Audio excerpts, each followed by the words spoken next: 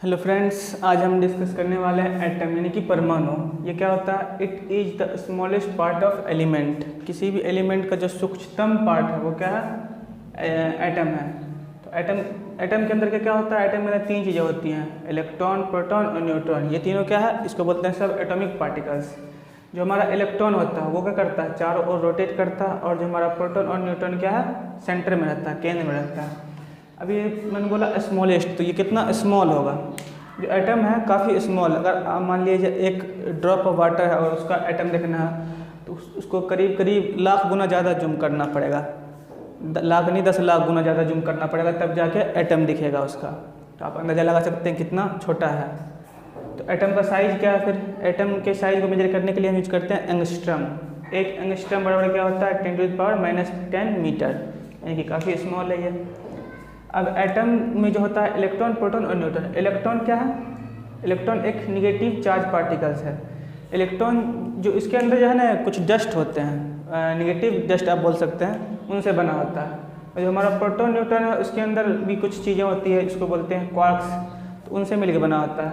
तो ये negative dust होने की वजह से इसमें निगेटिव चार्ज आ जाता है। जो हमारा ये प्रोटॉन है उस पर पॉजिटिव चार्ज आता है और न्यूट्रॉन पे कोई चार्ज नहीं होता। इन क्वार्क्स के कॉम्बिनेशन की वजह से इनमें चार्ज डेवलप होता है, जो भी अंदर की प्रोसेस है। जो हमारा प्रोटॉन न्यूट्रॉन है वो कहाँ है? सेंटर पे है। और जो इलेक्ट्रॉन है चारों ओर रिवॉल्व कर रहा है। अभी आपने देखा कि जो प्रोटॉन है प्लस चार्ज है, इलेक्ट्रॉन क्या है? निगेटिव चार्ज है। अब ये एक बात दिमाग में आती है, जो हमारा प्रोटॉन प्लस है, इलेक्ट्रॉन माइनस है, और प्लस माइनस एक दूसरे को अट्रैक्ट करते हैं। तो फिर इलेक्ट्रॉन और प्रोटॉन एक दूसरे को अट्रैक्ट करने चाहिए। अगर ऐसा हो तो दोनों आपस में मिल जाना चाहिए, लेकिन ऐसा होता नहीं है। तो इसकी वजह से सोचिए आप, एक मान लिया एक आदमी एक रस्सी से स्टोन यानी कि पत्थर बांध के ऐसे घुमा रहा है ऐसे गोल गोल। इस पर एक फोर्स लगता है बाहर की ओर। तो कोई भी चीज़ अगर रोटेट घूम रही हो तो उस पर बाहर की ओर एक फोर्स लगता है। अगर ऐसी टूट जाए तो पत्थर बाहर की ओर फेंका जाएगा। तो आप इसे समझ सकते हैं कि जब ये कोई भी चीज़ है, इसे इलेक्ट्रॉन घूम रहा है तो इस पर एक बाहर की ओर फोर्स लगेगा, उसको बोलते हैं सेंट्रीपिटल फोर्स। क्या बोलते हैं? Centripetal force. तो इस पर बाहर की ओर एक फोर्स लगेगा। अब जो ये फोर्स बाहर की ओर लग रहा है इसको बैलेंस कौन करेगा? इनके बीच जो अट्रैक्शन फोर्स है। तो ये दोनों फोर्स बैलेंस हो जाता है, इसकी वजह से घूमता रह जाता है। जो इलेक्ट्रॉन का रोटेशन है इसके ऊपर बहुत सारी थ्योरीज है, बहुत सारे साइंटिस्ट ने बहुत सारी बातें कही हैं, तो वो अगले किसी वीडियो में देखेंगे ये कैसे कैसे रोटेट करता है। बाकी यहाँ पे क्या ये रोटेट करता है ये जानते हैं, और ये काफ़ी स्पीड से रोटेट करता है। ये आप देख सकते हैं कि लाइट के स्पीड से के करीबन 137 टाइम्स कम होता है। मतलब लाइट की स्पीड से कंपेयर कर सकते हैं, थोड़ा सा ही कम है, ज़्यादा कम नहीं कह सकते। तो ये इतनी स्पीड से घूमता है। तो अब हमारा ये बात आता है यहाँ पे, ये न्यूक्लियस है, ये बीच में है। तो न्यूक्लियस का साइज़ क्या है? न्यूक्लियस और एटम के साइज में कंपैरिजन करें तो जो न्यूक्लियस का साइज़ है वो क्या है? इन फर्मी में मेजर किया जाता है, जो कि 10⁻15 मीटर। यानी कि जो न्यूक्लियस का साइज है काफ़ी छोटा है। ऐसे आप सोच सकते हैं जैसे मान लिया जाए एक पूरा हॉल है, उतना बड़ा अगर एटम हो तो न्यूक्लियस का साइज एक पेन के टिप के बराबर होगा। मतलब आप ऐसे सोच सकते हैं दोनों के अगर साइज को डिफरेंस देखा जाए तो यहाँ 10⁻5 यानी कि लगभग कितना हो गया? 1 लाख गुना। जो हमारा न्यूक्लियस है और जो हमारा पूरा एटम है, तो एटम के साइज का 1 लाख गुना छोटा होता है हमारा न्यूक्लियस। तो न्यूक्लियस में क्या है? प्रोटॉन और न्यूट्रॉन। अब समझते हैं तीनों जो हमारा इलेक्ट्रॉन, प्रोटॉन और न्यूट्रॉन तीनों जो सब एटॉमिक पार्टिकल्स है उनमें क्या क्या डिफरेंस है, क्या सिमिलरिटीज है। यहाँ से एक टेबल देख सकते हैं, ये इलेक्ट्रॉन, प्रोटॉन और न्यूट्रॉन। तो जो चार्ज है इलेक्ट्रॉन पे उस पर क्या है? Negative charge. कितना है? 1.6 × 10⁻16 कूलम।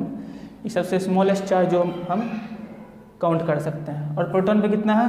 उतना ही प्लस चार्ज। न्यूट्रॉन पे कोई चार्ज नहीं होता। मास की बात आती है, इलेक्ट्रॉन पे मास कितना है? 9.1 × 10⁻31 kg। प्रोटॉन पे 1.6729 इतना 10⁻27 kg। और न्यूट्रॉन पे उतना ही थोड़ा सा ज़्यादा है। जो प्रोटॉन और न्यूट्रॉन है दोनों के वेट में बहुत कम का डिफरेंस होता है, इसलिए लोग कहते हैं लगभग बराबर है। लेकिन इलेक्ट्रॉन इससे क्या हल्का। अब कंपेरिजन किए जो मास ऑफ प्रोटॉन है, जो मास ऑफ इलेक्ट्रॉन है, दोनों के बीच का कंपेरिजन करें तो 1837 गुना बड़ा है कौन? प्रोटॉन। प्रोटॉन का मास कितना है? 1837 गुना ज़्यादा है किससे? इलेक्ट्रॉन से। इलेक्ट्रॉन हल्का है, तो इलेक्ट्रॉन हम कह सकते हैं काफ़ी हल्का है। तो आप इसे मान लीजिए देखें जैसे कि आप 2 kg की बात कर रहे हैं, 2000 ग्राम, उसके 1837 ग्राम, तो उसके कंपैरिजन में 1 ग्राम की कोई वैल्यू नहीं। अगर मान लीजिए आप 2 kg चीनी ले जाते हैं, 1 ग्राम ज़्यादा कम हो जाए तो कोई देखेगा नहीं, तो 1 ग्राम की कोई वैल्यू नहीं है। तो मतलब इलेक्ट्रॉन क्या है? बिल्कुल आप मासलेस कह सकते, मासलेस तो नहीं कह सकते, नेग्लिजिबल मास कह सकते हैं। तो इलेक्ट्रॉन चारों ओर घूम रहा है और इसका मास क्या है, काफ़ी कम है, तो हल्का चीज़ है इसलिए घूम रहा है, और जो भारी चीज़ है वो सेंटर में है। तो आप एक चीज़ आप यह देख रहे होंगे कि ये 1,00,000 गुना बड़ा है, मतलब 1,00,000 गुना छोटा है सेंटर, और मास वहीं पे है, मतलब जो भी मास है वो सेंटर पे है और बहुत कम स्पेस में है। तो बाकी जगह क्या है, ये जगह खाली है, ये इस खाली स्पेस होता है। तो एटम के अंदर बहुत सारा खाली स्पेस होता है। अगर इन स्पेस को अगर भर दिया जाए तो आप कह सकते हैं कि इंसान बिल्कुल छोटा हो जाएगा, इतना छोटा हो जाएगा कि दिखेगा भी नहीं। मतलब अगर पूरे अर्थ में सारे एटम के साइज को, इन साइज को भर दिया जाए, ख़त्म कर दिया जाए, तो एक अर्थ जो है लगभग एक पार्क में आ जाएगा, इतना छोटा हो जाएगा। तो ये स्पेस काफ़ी होता है, आप देख ही रहे हैं 1,00,000 गुना। तो यहाँ से अभी आपने देखा कि इलेक्ट्रॉन प्रोटॉन, इसका एक सिंबल भी होता है, इलेक्ट्रॉन का सिंबल ई से दिखाते हैं, प्रोटॉन यहाँ H लिखा गया, इसको कंपेयर किया गया हाइड्रोजन से, हाइड्रोजन से कंपेरिजन में लिखा जाता है, इसलिए यहाँ पे H सिंबल यूज करते हैं, न्यूट्रॉन के लिए N सिंबल। तो सिंबल और भी हो सकता है, कुछ सिंबल का अपना अपना रोल है। अब बात आती है कि एटॉमिक नंबर क्या चीज़ है। एक चीज़ होता है एटॉमिक नंबर, हम बोलते हैं हाइड्रोजन का 1 है, हीलियम का 2 है।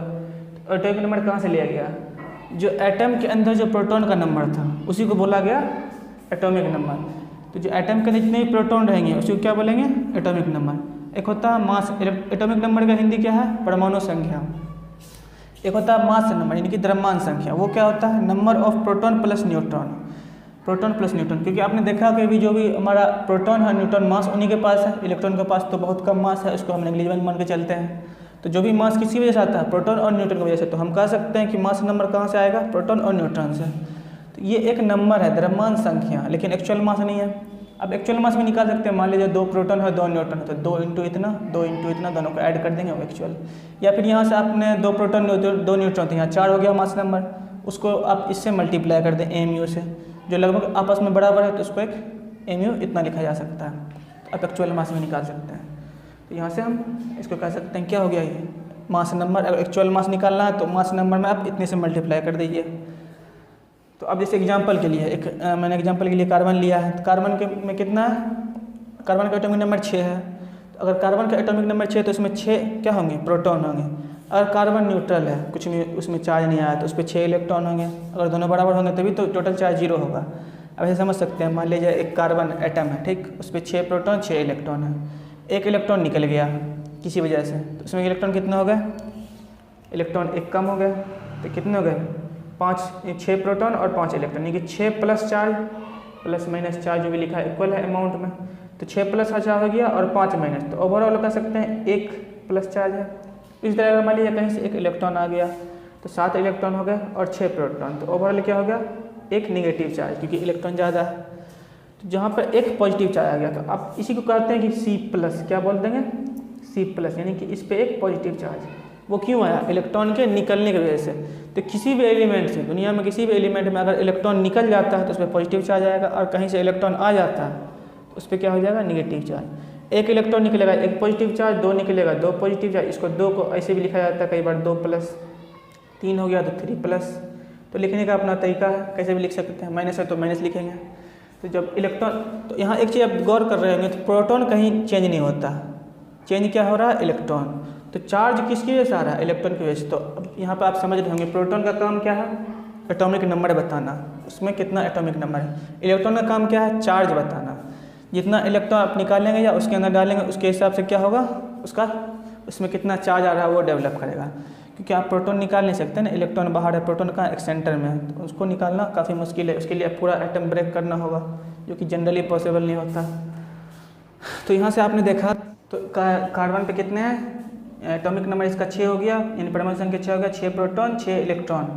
तो अब बात आती है न्यूट्रॉन। न्यूट्रॉन का काम क्या है, प्रोटॉन को भी आपने देखा कि एटॉमिक नंबर बताते हैं, इलेक्ट्रॉन क्या है, चार्ज का जो भी है, इस पर प्लस होगा निगेटिव होगा ये बताते हैं। तो न्यूट्रॉन का काम क्या है, न्यूट्रॉन पे कोई चार्ज नहीं है, तो चार्ज से रिलेटेड कुछ नहीं होगा। ये क्या है, इसमें कुछ वेट होता है। तो जो हमारा वेट है, अभी आपने देखा कि वेट नंबर यानी कि मास संख्या, मास नंबर जो हमारा है द्रव्यमान संख्या, वो क्या है, प्रोटॉन और न्यूट्रॉन मिला के है। तो जितने भी न्यूट्रॉन होंगे उसको प्रोटॉन में ऐड करेंगे तो हमारा मास पता चलेगा। अभी एग्जांपल के मैंने लिखा है कार्बन। कार्बन में 2 तरह का होता है न्यूट्रॉन, एक 6 एक 8, यानी 2 तरह के कार्बन पाए जाते हैं। एक में न्यूट्रॉन की संख्या 6 होती है, एक में 8 की होती है। अगर मान लीजिए 6 वाला है तो 6 प्रोटॉन 6 न्यूट्रॉन, दोनों मिलकर कितना हो जाएगा, 6 6 12 12। अगर ये 8 वाला ले तो 6 8 यानी कि 14 हो जाएगा। तो कार्बन दो तरह के पाए जाते हैं नेचर में, एक 12 वाला एक 14 वाला, इसको बोलते हैं आइसोटॉप्स। अगर कोई एलिमेंट दो अलग अलग वेट से पाया जाएगा तो उसको बोलेंगे आइसोटॉप्स। और जो हमारा ये P+N होता है न्यूक्लियस में, जो प्रोटॉन और न्यूट्रॉन इन दोनों को मिला के बोलते हैं न्यूक्लियॉन्स। इसका एक नाम है, कुछ नहीं है। तो जो हमारा ये एटॉमिक मास नंबर है वो किस पे डिपेंड करता है? न्यूक्लियॉन्स पे डिपेंड करता है, यानी कि प्रोटॉन और न्यूट्रॉन के नंबर पे डिपेंड करता है। तो क्या बोलता है, एक होता है आइसोबार। अगर मान लीजिए वेट नंबर दोनों का सेम हो और प्रोटॉन का नंबर चेंज हो जाए तो उसको बोलते हैं आइसोबार। तो ये क्या हमारा आइसोबार और आइसोटॉप, ये इसको हिंदी में बोलते हैं समस्थानिक, इसको बोलते हैं समभारिक। तो ये क्या हो गया हमारा आइसोटॉप आइसोबार, और ये हमारा वेट। तो यहाँ से अपना भी देखा कि इलेक्ट्रॉन के चेंज से चार्ज डेवलप होता है और हमारा प्रोटॉन के चेंज से। अब दुनिया में जितने भी एलिमेंट्स उनमें यही तीन चीज़ चेंज होते रहेगा और हमारा एलिमेंट बदलता रहेगा। मेनली क्या चेंज होता है? प्रोटॉन। प्रोटॉन अगर एक है, हाइड्रोजन दो है, हीलियम, लिथियम, इस तरह से बदलेगा। इलेक्ट्रॉन के जितने प्रोटॉन रहेगा उतना ही इलेक्ट्रॉन रहेगा, तो क्या होगा? न्यूट्रल होगा। और इलेक्ट्रॉन बाहर से कोई निकाल लेता है तो चार्ज डेवलप हो जाएगा। इलेक्ट्रॉन कहीं से आ जाता है तो चार्ज डेवलप हो जाएगा। अगर इलेक्ट्रॉन चेंज नहीं होता तो उस पर कोई चार्ज नहीं, उसी को बोलते हैं न्यूट्रल स्टेट में। न्यूट्रॉन का नंबर उसका मास को डिसाइड करता है, आपने देखा। अब जो इनका रिवॉल्यूशन है, ये जो घूम रहा है, कैसे घूम रहा है, कितना इलेक्ट्रॉन कहाँ घूम रहा है, इसके लिए बहुत सारी थ्योरी है। जैसे रदरफोर्ड ने भी अपना थ्योरी दिया, नील बोर्ड ने दिया, और ये बहुत सारे साइंटिस्ट हैं उन्होंने दिया। तो सब थ्योरी किसी अगले पार्ट में